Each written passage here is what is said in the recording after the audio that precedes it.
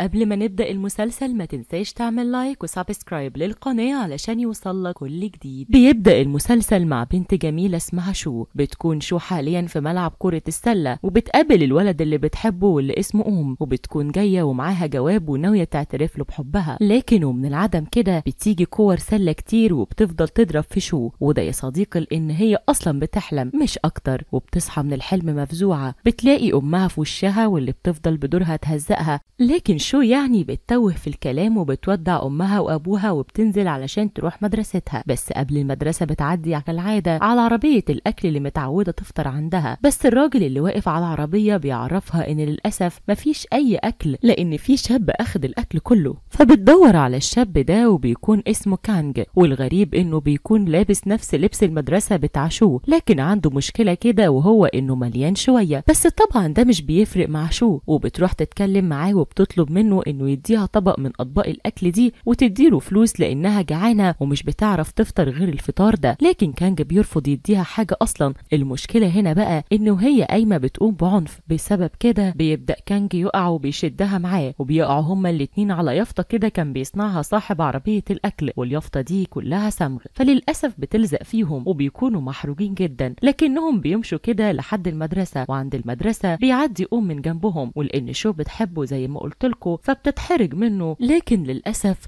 برضه بيشوفها وبيجي لها هي وكانج وبينصحهم يروحوا لغرفة الملابس في المدرسة، وأكيد هيلاقوا لبس تاني بدل لبسهم اللي اتبهدل ده، فبيشكروه بيروحوا لغرفة الملابس في المدرسة، والعامل اللي هناك بيعرفهم إن في لبس على مقاس شو، لكن للأسف مفيش لبس على مقاس كانج لأنه مليان، فبيحبط كانج. بس في الأثناء دي بتدخل بنت عليهم وبتكون جميلة جدا وبيكون اسمها تشو، بنعرفها إنها كبيرة في فريق المشجعين، وتشو دي أول ما بيشوفها كانج بينبهر بجمالها، وزي ما بتقول بيقع في حبها من أول نظرة. لكن تشو مش بتهتم أصلا، وبتعرفه بس إنها هتجيب له بنطلون على مقاسه من ملابس تدريب لعيبة السلة، فبيشكرها كانج وبيعدي الموقف. بعد شوية بتكون شو في حصتها عادي، وبتعرفهم المدرسة الميس تشان إن في طالب جديد هينضم ليهم، وبيجي الطالب ده اللي بيكون كانج، وبتعرف تشان كل الطلاب إن كانج ده كان الأول على المدرسة اللي كان جاي منها، فطبعا الكل بينبهر لأنهم فشل أصلا. المهم بتطلب بقى تشان من الكل يخرجوا من الفصل حاليا لأنها هتقعدهم على حسب درجاتهم في امتحانات نص السنة، وبتفضل تقعد في الكل، وبتكون آخر واحدة تدخل الفصل هي الأخت شو، لأنها بسم الله ما شاء الله درجاتها زي الزفت وأقل درجات في الفصل كلها، فبتكون حزينة جدا. وبيجي كانج بيقعد جنبها لأنه ملقاش مكان إلا جنبها يعني، وبيبص كانج على أوراق امتحاناتها في الوقت ده وبياخد باله إن في إجابات هي كاتباها صح ولكن المدرس عاملها لها غلط، فبياخدها وبيروح للمدرس ده وبيعرفه إن إجاباتها صح، فبيراجع المدرس على الإجابات وبيلاقيها صح فعلا، فبيرجع الدرجات لشو، وبتبقى سعيدة لأنها كده مش أقل درجات في الفصل، بل إن في شاب تاني كده اسمه ني أقل منها بكتير. عامة بتقعد بقى شو جنب كانج وبتهديه ملصقات كده هي رسمتها بنفسها، وبتطلب منه كل يوم يقابلها بدري علشان يغششها الواجب ودرجاتها تتحسن، فبيوعدها كانج إنه هيفكر في الموضوع. وبيروح كانج لقاعة الطعام وكالعادة بيقعد ياكل كتير، وبالصدفة بيلاقي تشو معدية من المكان، فبيتكلم معاها وبيعزمها على مشروب لأنها يعني الصبح جابت له بنطلون بس، وكانج بيتكلم معاها بيشوف على ايديها صور كده فبيتخض، وخليك بقى فاكر الصور ده لقدام. عامة في الأثناء دي بنشوف شو بتتدرب على الكاراتيه وبتكون قوية جدا، وبعد ما بتخلص تدريبها بتقعد مع أصحابها المقربين وبتعرفهم إنها كتبت جواب لأم وهتديهوله في يوم ماتش السلة، وتعرفوا إنها معجبة بيه، فبيوافقوا أصحابها على كلامها وبيشجعوها. المهم بيخلص بقى اليوم الدراسي أخيرا وبيرجع كانج على البيت، وللأسف مش بيلاقي أي حد من أهله في البيت، وبيلاقيهم سايبين له الأكل ورسالة بيعرفوه فيها إنهم هيتأخروا في الشغل، فبيحبط كانج لأنه دايما كده بعيد عن أهله بس ما بيحطش في باله قوي، وبيقعد على الكمبيوتر وبيبدأ يتواصل مع تشو، وبنعرف إنه أصلا من زمان بيكلم تشو على النت من غير ما هي تعرفه ولا هو حتى كان يعرفها، لكنه لما شاف الصور في إيديها النهاردة قدر يعرف إن دي نفس البنت اللي بيكلمها، وبيفضل بقى كانج يفكر في طريقة يقرب ليها بيها من غير ما تتريق عليه أو تبعد عنه عشان جسمه. عامة تاني يوم بقى بتروح شو كالعادة على عربية الأكل علشان تفطر، فبتلاقي هناك كانج واللي بينده لها وبيعرفها إنه طلب لها أكل، فبتستغرب شو وبتعرفه إنه أكيد عايز مصلحة منها، بس رغم كده بتقعد تاكل معاه، وبيفاجئها كانج أكتر لما بيديها كمان الواجب بتاعه علشان تنقله، فبتتأكد شو إن اكيد عايز حاجه، فبيعرفها كانج انه فعلا عايز حاجه منها وبيطلبها فعلا، وهنعرف ايه الطلب ده قدام. عامه بعد كده بقى بيروح كانج للمدرسه وبيقابل في ملعب السله، وبيعرف انه موهوب جدا في كره السله وعايز يشارك مع الفريق الماتش الجاي. فطبعا بيتفاجئ انه بيعرف يلعب سله بسبب جسمه، وعشان كده بيقرر يختبره وبيعمل مع كانج ماتش صغير كده، وبيظهر كانج قدرته انها كبيره جدا في كره السله، فبيوافق يضمه للفريق. وبعد شويه بيتجمع كل الفريق ومنهم كانج، وبيديهم التعليمات والكل بيخرجوا للمباراه ما عدا كانج اللي بيفضل قاعد في اوضه اللبس لحد ما بتكلمه شو على النت وبتعرفه انها عايزه اجابات امتحان الرياضه اللي هي فيه حاليا بحيث تقدر تقوم له بالمهمه اللي طلبها منها. فبيوافق كانج وبيديها الاجابات كلها. بعدها بيخرج للماتش. في الاثناء دي بقى بتبدا شو تحل الامتحان وبتسلم ورقتها للمدرس تشانج، اللي بيتفاجئ اصلا انها عارفه تحل الامتحان، الا انه لما بيصححه بيلاقي انه كله صح وبيسمح لها تمشي. وبيكون الماتش شغال وكانج على دكه الاحتياط، وبيفضل يبدع في الماتش، وبتكون شو وتشوف فخورين بيه جدا لان الاتنين اصلا بيحبوه وبيحاولوا يقربوا منه. المهم بيجي وقت الاستراحه، فبتروح شو بالمشروب ده وبتجيب له تشو برضه بمشروب علشان يعني يسترد قوته ويكمل الماتش. وبيكون كانج قاعد متوتر ونفسه انه ياخد مشروب شو. بالفعل بياخد مشروب شو وبيشربه، وبتبدا المباراه من جديد. وهنا بقى بيبدا يتعب بسبب المشروب، لان اصلا هي دي خطه شو وكينج، لان مش بيقدر يكمل الماتش، فبيروح لكانج وبينزله يلعب، وده اللي بيكون عايزه كانج اصلا علشان يقدر يعجب تشو. وبينزل للماتش وبيلعب وحرفيا بيبدع وبيجيب نقط كتير، بس المشكله ان بتجيله اخر كوره ولو سددها هيكسبوا الماتش. وهنا بيتوتر كانج جدا وما بيكونش عارف يعمل ايه، فبتجيله شو بتفضل تشجعه، فبيتشجع فعلا وبياخد الكوره وبيجري بيها علشان يحدفها في السله. بس للاسف فرحته مش بتكمل، لان بيجي واحد من فريق الخصم وبيعترض طريقه وبياخد الكوره وبيقع كانج على الارض، وبيكون محبط وحزين لان كده فريقهم خسر وكل خطته باظت. عامه بعد المباراه بتخرج شو مع اصحابها وبتكون متضايقه ان اليوم كله باظ، فبيسالوها اصحابها هل ادت الرساله زي ما كانت ناويه تعمل، لكنها بتعرفهم ان اليوم باظ خلاص فما بتدلوش الرساله. بس في الاثناء دي بتدور شو على الرساله في جيبها مش بتلاقيها، وبتفتكر انها ضاعت منها فمش بتحط في بالها وبتروح على البيت. وبتكون في البيت محبطه جدا لدرجه انها مش بتقعد تاكل مع اهلها رغم حبها الشديد للاكل. ده اهلها نفسهم استغربوا ويفكروها عندها اكتئاب اصلا. بس في المجمل يعني بيعدي اليوم، وتاني يوم بتروح شو على المدرسه، وهنا بيجي لها وبيتكلم معاها، فبتفضل تعتذر له على اللي حصل امبارح، وبتقول له ان المشروب كان فيه غلطه مش اكتر، لكن مش بيهتم، وبيعرفها انه مش زعلان منها وان شاء الله هيعوض في الماتشات الجايه، وبيودعها وبيمشي. بعد شويه بقى بيروح كانج للفصل بتاعه عادي خالص، لكنه اول ما بيفتح مكتبه بيلاقي فيه جواب شو، فبيجيبه علشان يشوف ايه الجواب ده، لانه ما يعرفش خالص عنه حاجه ولا يعرف وصل مكتبه ازاي. المهم قبل ما بيلحق يقرا الجواب بيشوفه طالب نيل رخم جدا، فبيجري عليه وبياخد منه الجواب وبيبدا يقراه، وبيكون فاكر طبعا ان شو كاتبه الكلام ده لكانج وانها فعلا بتحبه. وبتيجي شو في نفس الوقت وبتتخانق مع نيا علشان تاخد الجواب، وعلى الصوت ده بتوصل المعلمه تشان وبتوقفهم وبتاخد الجواب، وبتاخد شو تحقق معاها وتسالها هي كاتبه الجواب ده لمين، فبتكذب شو عليها وبتقول لها انها كاتباه لكانج، وبتكون عملت كده علشان محدش يعرف انها بتحب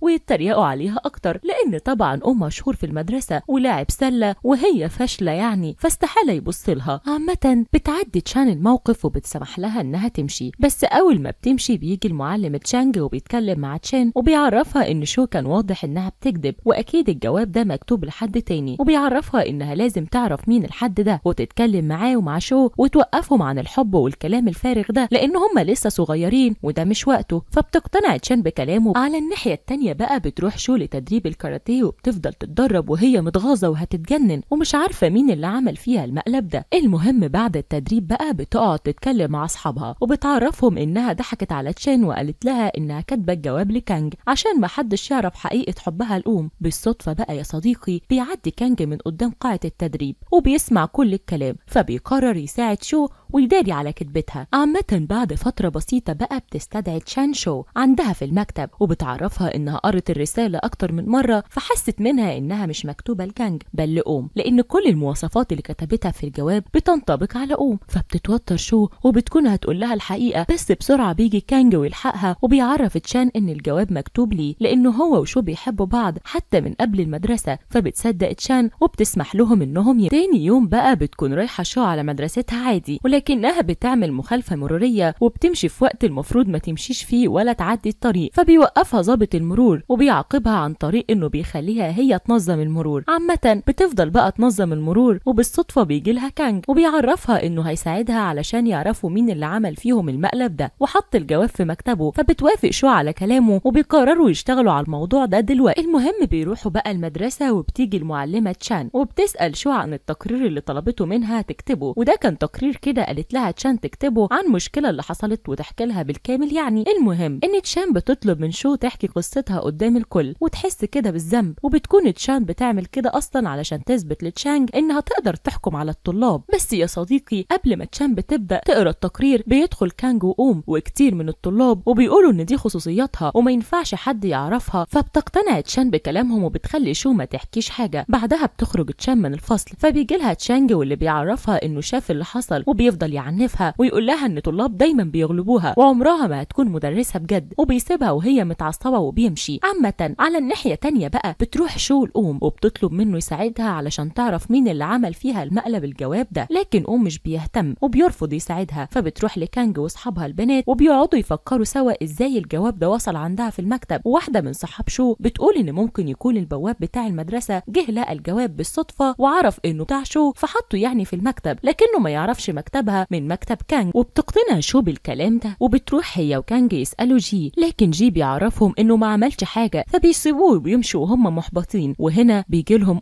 وبيعرفهم انه ناوي يساعدهم، بس اهم حاجة يخلصوا بسرعة لانه هيوصل تشو للمدرسة. فطبعا بتتضايق شو وكمان كانج لان كده بيقرب لتشو، بس محدش بيعلق. بعدها بقى بتروح شو لحصة المعلم تشانج واللي بيمتحنها كالعادة هي واللي معاها عشان يتأكد ان مستواهم بيتحسن. في نفس الوقت ده بقى بيتسحب كانج للأوضة المعلمين وبيسرقوا الجواب بتاع شو واللي كان طبعا مع المعلمة تشان. المهم لما بيقروا الجواب بيلاحظوا ان عليه مسحوق ذهب، وبيعرفوا ان الشخص اللي خد الجواب وحطه في المكتب كان بيستخدم مسحوق الذهب. فبيقرروا يشتغلوا على المعلومة دي لحد ما يوصلوا للفاعل. وفي الليل بيتكلم كانج مع شو وبيعرفها على موضوع مسحوق الذهب، فبتعرفوا انها هتشوف مين بيستخدم المسحوق ده واكيد هيكون هو الفاعل. بس في المجمل بيعدوا الموقف. تاني يوم بتروح شو على المدرسة وبيستدعيها تشانج لمكتبه وبيعرفها تشانج انها فشلت في امتحان امبارح وبناء عليه مفيش تدريب كاراتيه تاني وتستخدم الوقت ده في المذاكرة افضل. فبتزعل شو وبتعرفوا ان كده نادي الكاراتيه هيتقفل لان هي الرئيسة بتاعته في المدرسة. فبيقول لها تشانج عادي يتقفل، كده كده مفيش غيرك انتي واصحابك الفشلة، فعادي يعني اقتلوا. وقتها بتروح شو للنادي وهي متضايقة وبتفضل تودعه، لكن اصحابها بيعرفوها انه معاه الحزام الاسود ولو وافق ينضم للنادي النادي هيفضل شغال عادي. فبتقتنع شو وبتروح تعرض عليه الموضوع ده، فبيرفض. فبتتعصب وبتتحداه في قتال علشان تثبت له انها اقوى منه، ولو كسبت غصب عنه يبقى رئيس النادي، ولو خسرت خلاص يبقى تتقفل النادي. فبيوافق وبتروح شو علشان تتدرب للمباراة دي. في الاثناء دي بيجي لها كانج وبيفضل يتريق عليها فبتكون هتضربه. وهنا بقى وبالصدفة بيشوف كانج ان شو لابسة نفس الصور اللي البنت اللي معجب بيها على النت لابسها، فبيستغرب وبيفكر ان ممكن البنت اللي بيكلمها دي ومعجب بيها هتطلع في الاخر شو مش شو، لكنه مش بيهتم حاليا وبيروح على بيته وبيقعد مع باباه ياكل. وفي الوقت ده بيجيله طرد كده كان طالبه من مدة، فبياخد الطرد وبيطلع على اوضته يقيسه. بيكون الطرد ده بقى عبارة عن حاجة بتتلبس على الجسم فما بتبينش البطن والتخن وكده، فبيفرح جدا لان ده هيغير شكله شوية. المهم تاني يوم بقى بيروح للمدرسة وبيسأل شو بتستخدم مواقع ايه للتواصل، فبتعرفه. فبيحمد ربنا لان ده مش نفس الموقع اللي بيتكلم عليه مع البنت اللي معجب بيها، وبيرجع له الامل من تاني ان البنت اللي معجب بيها هي تشو. عامة بعد شوية بقى بيتجمع الكل في قاعة الكاراتيه علشان قتال شو